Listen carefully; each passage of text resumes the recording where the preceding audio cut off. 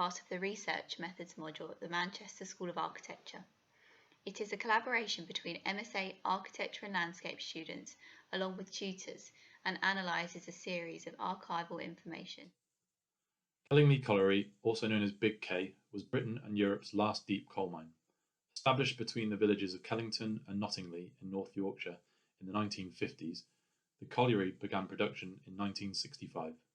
Big K supplied local power stations such as Drax, Eggborough and Ferrybridge, as well as producing some house coal quality coal. Through our research, we hope to answer this question.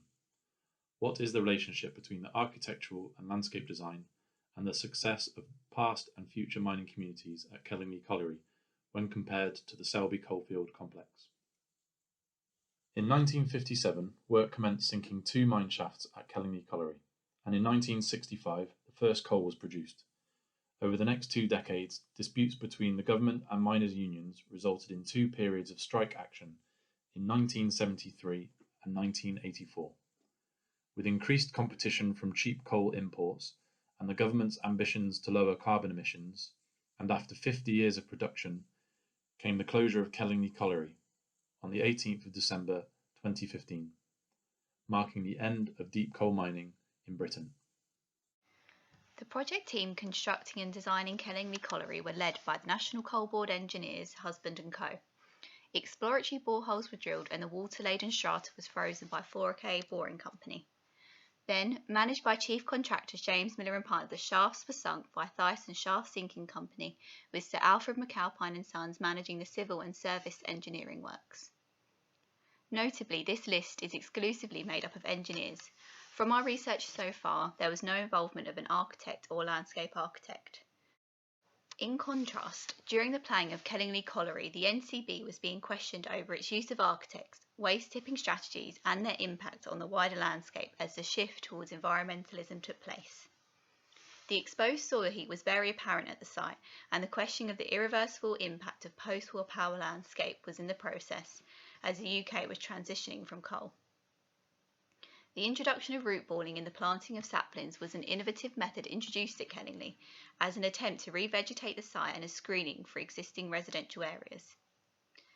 This period of environmental and social consciousness was exemplified by the appointment of landscape architect William Halford to the CEGB board in 1958.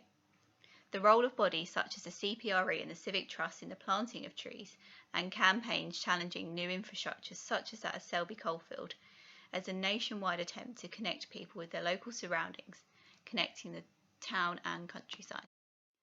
By looking at the wider political and economic policies and events, Kellingley Colliery was planned during a period of the UK's reliance on oil and cheap imported coal, thus changing the financial investment and therefore the economy of design.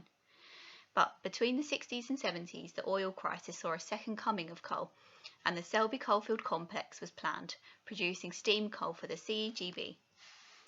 Whilst the NCB was making advances towards better informing the public of their design decisions, Selby became a much more palatable project due to the national urgency for energy security.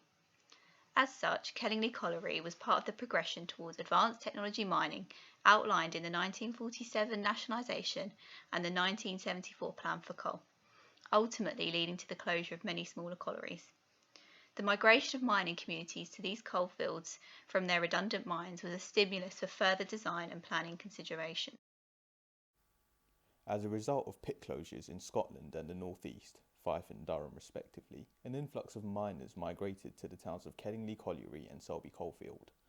Warwick Estate, which was built to house these migrants, lies on the periphery of the existing town of Knottingley, 2 miles away from Kellingley. This is in contrast to the 6 study villages built for the migrant miners for Selby Coalfield, dispersed around Selby. Warwick Estate's peripheral location proved to be an issue for local planning. Social issues such as integration arose. Miners were seen as outsiders. The segregation between the 2 communities reinforced preconceptions of miners and their families. Locals at Knottingley also spoke in the regional Yorkshire dialects, which may have been another barrier to migrants, even as local as Leeds. Warwick Estate was used as a precedent to avoid a repeat of these issues for Selby. To combat the political suicide of locating traditionally Labour voting miners in a conservative town such as Selby, 6 different study villages were developed outside of Selby town. However, The spatial segregation caused more social segregation between mine workers and existing residents, reinforcing further preconceptions. Nottingley was home to activity spaces for miners at Kellingley. The Miners' Welfare Commission played a role in many of the amenities for the miners, such as Kellingley Social Club, Kellingley Welfare Football Club, bowling greens, community centres, the Kellingley Brass Bands and the Cricket Club. In contrast, for Selby Coalfield, the Coal Industry Social Welfare Organisation decided against having a Miners' Welfare Institute, as they thought the concept had become outmoded. Instead, money was invested in the Abbey Leisure Centre in Selby Town. However, the spatial segregation and infrequent public transport from the smaller study villages prevented making full use of Selby. Occupational communities became an occurrence in larger study villages where local village pubs housed after-school family activities, mainly for miners. This dispersal of towns was arguably an even bigger integration issue than in Nottingley. Ordnance survey mapping and topographical survey information show that the site lies at an elevation of between 10 and 15 metres AOD, with the sections on this page demonstrating the various levels of the site as it currently stands. The solid bedrock formation of the Kellingley Colliery site is a combination of calcareous mudstone and Sherwood sandstone. The superficial deposits include predominantly head materials such as clay, silt, sand and gravel. The remainder of the site is made up of Hemingway Glacier Clostrine and Brayton Sand Formation. The Environment Agency's flood zone map indicates that the majority of the site is located within flood zone 1 and is therefore considered to be at low risk of flooding. The northwest corner of the site and an area to the west of Turnbers Lane are both located within flood zone 2 and are of medium risk. In preparation for the proposed energy centre, which is due to be developed within the site, an LVIA was completed in 2013 which assessed the visual impact of the development from 13 viewpoint locations. The assessment considered current site topography and concluded that no significant change in the landscape character would result from a future development taking place, due to the large-scale power stations already within the area. The existing structures at Kellingley Colliery, industrial sites in Nottingley and the coal-fired power stations at Ferrybridge, Egborough and Drax already exert an influence upon the landscape character, meaning that future developments would result in a localised change only.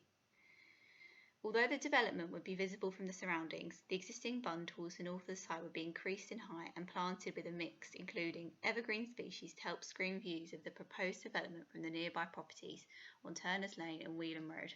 After considering the planned future uses of Kellingley Colliery, we are now considering the alternatives. What other benefits could the site be used for, other than as a commercial amenity? What about cultural and ecological amenities? Here are some examples of projects that created public amenities from post-industrial landscapes. Old Moor Nature Reserve, UK, the RSPB. RSPB Old Moor offers hope in a recovering landscape. After a spate of coal mine closures in the 1990s in South Yorkshire near Barnsley, this nature reserve was initiated by a group of ex-miners and birdwatchers. Local mining activities and the eventual demolition of the adjacent colliery complex resulted in areas of subsidence and soil extraction that led to the creation of new wetlands and wildlife habitats. Further developments and management by the RSPB have delivered a new societal and ecological amenity, leading human and ecological communities towards recovery. The reserve attracts thousands of visitors each year, and some of the rarest and most elusive birds in Britain, such as the bittern, now live and breed in the reserve.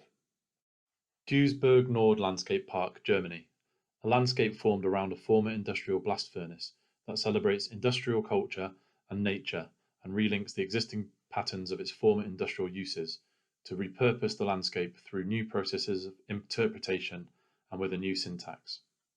Gasworks Park, USA, Richard Haag Associates. On the shores of Lake Union, opposite downtown Seattle, Gasworks Park was built on the location of a former coal gasification plant. This groundbreaking project has been celebrated for its ability to garner public support and shift public perceptions of post-industrial landscapes. It was also a revolutionary example of remediation of polluted soils using natural processes.